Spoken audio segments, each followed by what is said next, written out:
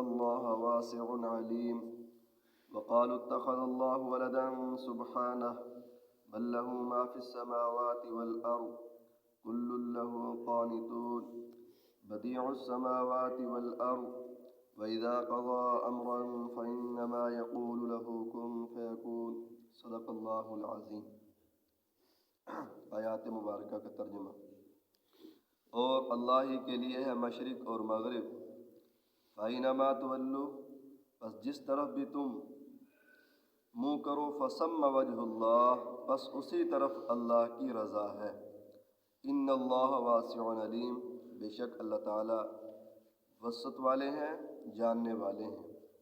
وقالوا اتخذ اللہ ولدا، اور انہوں نے کہا اللہ نے بنا لی ہے اولاد، سبحانہ، حالانکہ اللہ تعالیٰ اس سے پاک ہے۔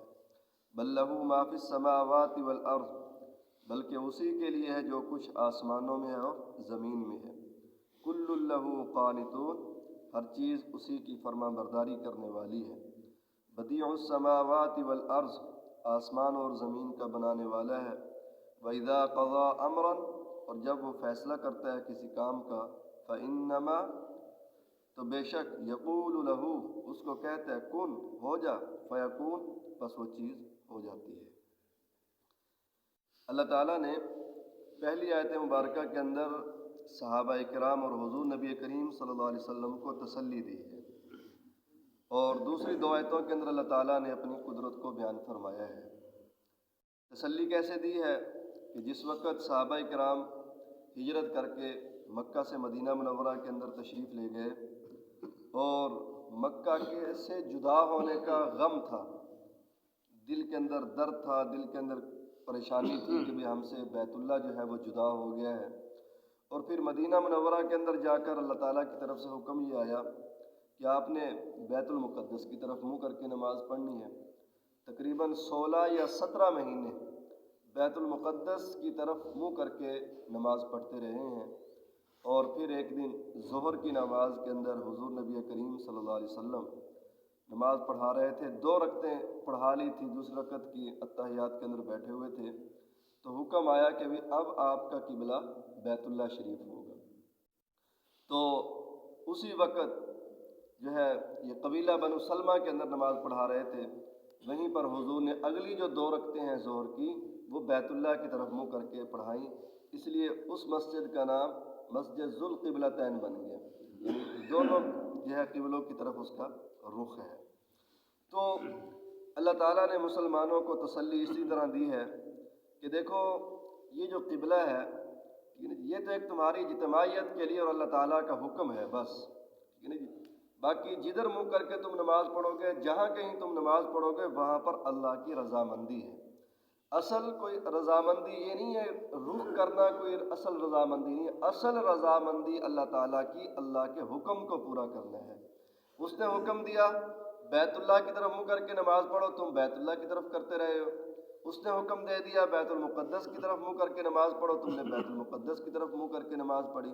اس نے حکم دے دیا اب بیت اللہ کی طرف منہ کر کے نماز پڑھو، اب تم نے بیت اللہ کی طرف منہ کر کے نماز پڑھنی۔ اصل اللہ رب العزت کے حکم کو پورا کرنا ہے، جہاں کہیں ہو تم، ٹھیک ہے نا جی، فثم وجہ اللہ، وہاں اللہ کی رضامندی ہے۔ قبلہ بھائی نماز کی شرطوں میں سے شرط ہے، ٹھیک ہے نا جی، لیکن اگر کہیں آدمی جو ہے اندھیری رات کے اندر ہو یا ایسی جگہ پر ہے، دن ہے لیکن کوئی بتانے والا نہیں ہے، پتہ نہیں ہے قبلے کا کون سا رخ ہے، کس طرف قبلہ ہے، تو وہاں پر آدمی کو چاہیے کہ غور و فکر کرے، تحری کرے، اندازہ لگائے، اور جس طرف انسان کا ذہن اور دماغ جو ہے وہ زیادہ یقین جائے کہ اس طرف قبلہ ہے، اس کو تحری کہا جاتا ہے، اسی طرف منہ کر کے نماز پڑھ لے، اللہ تعالیٰ اس کی نماز کو قبول فرما لیتے ہیں۔ باقی نوافل جو ہیں، اگر آدمی سفر کر رہا ہو اور قبلے کی طرف رخ نہ ہو سکتا ہو تو آدمی جس طرف بھی گاڑی جا رہی ہے اسی طرف منہ کر کے نوافل ادا کیے جا سکتے ہیں۔ کار کے اندر بیٹھے ہیں آپ، بس کے اندر بیٹھے ہوئے ہیں، پہلے زمانے کے اندر اونٹ اور گھوڑے ہوتے تھے جو اس کے اوپر بیٹھ کر جو ہے آپ نفل پڑھ سکتے ہیں۔ اب بھی گاڑی کے اوپر بیٹھ کر جدھر بھی گاڑی جا رہی ہے اس کے اوپر نوافل پڑھ سکتے ہیں۔ ہاں، جن گاڑیوں کے اندر قبلہ رخ ہونا، ٹھیک ہے نا جی، آسانی ہے، ہو سکتے ہیں ان گاڑیوں کے اندر بغیر قبلہ رخ ہوئے نماز اگر پڑھیں گے نفل وغیرہ بھی تو قبول نہیں ہوں گے۔ جیسے ریل گاڑی کے اندر جگہ بنی ہوئی ہوتی ہے، باقاعدہ قبلے کا رخ انہوں نے لگایا ہوا ہوتا ہے، اسی طرح یہ بحری جہاز ہوتے ہیں ان کے اندر بھی باقاعدہ قبلے کا رخ بنایا ہوتا ہے، جگہ بھی بنائی ہوئی ہوتی ہے، تو اگر قبلے کو چھوڑ کر نوافل بھی پڑھیں گے تو قبول نہیں ہوں گے۔ لیکن عام چھوٹی موٹی یہ گاڑیاں بسیں وغیرہ کاریں وغیرہ ہوتی ہیں یہ پھرتی رہتی ہیں، تو اس میں کوئی ضروری نہیں ہے نوافل کے اندر بس، ٹھیک ہے نا جی۔ تو اسی کو اللہ تعالیٰ نے فرمایا ہے کہ فَإِنَّمَا تُوَلُّوا فَثَمَّ وَجْهُ اللَّهِ إِنَّ اللَّهَ وَاسِعٌ عَلِيمٌ، بے شک اللہ تعالیٰ وسیع علم والے ہیں۔ آگے اللہ تعالیٰ نے بھی شرک کی تردید کی ہے، وَقَالُوا اتَّخَذَ اللَّهُ وَلَدًا، کہ انہوں نے اللہ کے لیے اولاد بنا دی ہے۔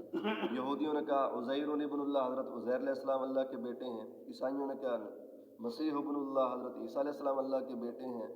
اور مشرکوں نے کہا وَيَجْعَلُونَ لِلَّهِ الْبَنَاتِ، کہ فرشتوں کو اللہ تعالیٰ نے اپنی بیٹیاں بنایا، یعنی یہ اللہ تعالیٰ کی بیٹیاں ہیں۔ سبحانہ، حالانکہ اللہ تعالیٰ نے فرمایا اللہ تعالیٰ اس سے پاک ہے، نہ اس کو بیٹوں کی ضرورت ہے نہ بیٹیوں کی ضرورت ہے، نہ بیوی کی ضرورت ہے، نہ ماں ہے، نہ اس کا باپ ہے۔ اللہ احد، ٹھیک ہے نا جی، اللہ الصمد، اللہ بے نیاز ہے، ان کو اس چیز کی ضرورت ہی نہیں ہے۔ ہمیں تو ضرورت ہے نا کہ بوڑھے ہو جائیں گے تو بیٹے کما کر کھلائیں گے، بیمار ہو جائیں گے بیٹے سہارا بنیں گے، اور پھر ایک یہ بھی ہوتی ہے کہ اگر بیٹے نہیں ہوں گے تو نسل جو ہے وہ ختم ہو جائے گی۔ تو اللہ تعالیٰ لم یلد ولم یولد، نہ وہ خود کسی سے پیدا ہوا نہ اس سے کوئی پیدا ہوا، ولم یکن لہ کفوا، اس کا کوئی برابر ہمسر ہے ہی نہیں ہے، احد، وہ اکیلا ہے۔ اور فرمایا کہ سبحانہ، اللہ تعالیٰ پاک ہے۔ صحابہ نے حضور سے پوچھا کہ یہ سبحان اللہ کا کیا مطلب ہے، ٹھیک ہے نا، ہم بھی اکثر سبحان اللہ کہتے رہتے ہیں، تو حضور نے فرمایا کہ سبحان اللہ کا مطلب یہ ہے کہ اللہ تعالیٰ ہر عیب سے پاک ہے، کوئی برائی کوئی عیب اللہ تعالیٰ کے، کوئی نقص کوئی کمی اللہ تعالیٰ کے اندر نہیں ہے، ٹھیک ہے نا جی۔ اور فرمایا یہ سبحان اللہ، الحمدللہ، لا الہ الا اللہ، اللہ اکبر، یہ تسبیحات اللہ تعالیٰ کے فرشتوں کی ہیں۔ اللہ تعالیٰ کے فرشتے ان الفاظ کے ساتھ اللہ تعالیٰ کی تعریف کرتے ہیں، ان کے بڑے فضائل بھی ہیں۔ پھر کبھی سے بل لہ ما فی السماوات والارض، اس کو بیٹے بیٹیاں بنانے کی کیا ضرورت ہے، جو کچھ آسمان اور زمین میں سب اسی کی ملک کے اندر ہے، وہ مالک ہے، ٹھیک ہے جی۔ اور کل لہ قانتون، ہر چیز اس کی فرما بردار ہے، مالک بھی ہے قادر بھی ہے، ٹھیک ہے نا جی۔ ایک ہوتی صرف مالک ہونا، مالک تو ہے لیکن اس کو بیچارے کو قدرت نہیں ہے، اس کو اختیار نہیں کر سکتا۔ جیسے شوگر کا مریض ہو یا اس طرح کوئی مریض ہو، چینی پڑی ہوئی ہو تو بیچارہ مالک تو ہے لیکن استعمال نہیں کر سکتا۔ اللہ تعالیٰ کے لیے نعوذ باللہ ایسی کوئی بات نہیں ہے، وہ ہر چیز کے اوپر قادر ہے۔ دیکھیں نا کہ جب کسی کی موت کا وقت آ جاتا ہے، اس کے جو ہے خاندان والے، اس کی جو ہے وہ ڈاکٹر اور جو ہے اس کی حکیم پاس بیٹھے ہوئے ہوتے ہیں، سب کی رائے ہوتی ہے کہ یہ بچ جائے بچ جائے، اس کو جو ہے وہ ابھی اور زندگی مل جائے، لیکن جب اللہ کا حکم آتا ہے تو کوئی بھی اس کو نہیں بچا سکتا، فوراً جو ہے وہ ختم ہو جاتا۔ اسی طرح بارش ہے، ہوا ہے، ہم جتنا مرضی کہتے رہے رک جائے، یا جب اللہ تعالیٰ کا حکم آئے گا وہ ہو کر رہتا ہے۔ ہاں ایک بات یاد رکھیں کہ جو دینی کام ہے اس کے اندر اللہ تعالیٰ نے بندے کو اتنا اختیار دیا ہوا ہے، چاہے کرے چاہے اس کو چھوڑے، کیونکہ دارالامتحان ہے نا دنیا، امتحان گاہ کے اندر اسٹوڈنٹ کو جو ہے وہ ہوتا ہے، چاہے صحیح لکھے چاہے غلط لکھے، نگران اس کو کچھ نہیں کہتے، بس وہ اپنا کام کرتا رہتا ہے۔ تو یہاں پر بھی یہی ہے کہ کرے یا نہ کرے، اس کی جزا سزا جو ہے بعد کے اندر مرنے کے بعد ملے گی۔ اور فرمایا بدیع السماوات والارض، زمین و آسمان کا پیدا کرنے والا ہے۔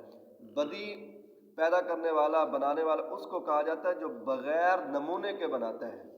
ہم تو کچھ چیزیں بناتے ہیں نا، پہلے اس کی تصویر، اس کا جو نقشہ بناتے ہیں، پھر اس کے لیے مادہ اکٹھا کرتے ہیں، پھر اس کے اوپر مشورے کرتے ہیں۔ اللہ تعالیٰ ایسی ذات ہے، نہ اس کو کسی مادے کی ضرورت ہے اور نہ ہی کسی نمونے اور کسی نقشے کی ضرورت ہے، ٹھیک ہے جی۔ اور فرمایا وَإِذَا قَضَىٰ أَمْرًا، جب وہ کسی چیز کے ہونے کا کرنے کا فیصلہ کر لیتا ہے تو یقول لہ کن، اس کو کہتا ہے کن، ہو جا، فیکون، وہ ہو جاتی ہے۔ لفظ کن یہ بھی ایک تعبیر ہے کہ ہو جا، ٹھیک ہے۔ باقی اللہ تعالیٰ کو یہ کہنے کی بھی ضرورت نہیں ہے، بس کسی چیز کا اللہ تعالیٰ نے ارادہ کیا، فیصلہ کیا، وہ چیز آنن فانن فوراً جو وہ ہو جاتی ہے۔ اس چیز کے ختم کرنے کا ارادہ کیا، فوراً جو وہ کیا جاتی ہے، ختم ہو جاتی ہے۔ اللہ تعالیٰ سے دعا ہے کہ اللہ تعالیٰ اپنی قدرت اور اپنی عظمت ہمارے دلوں کے اندر بٹھائے اور حضور کی محبت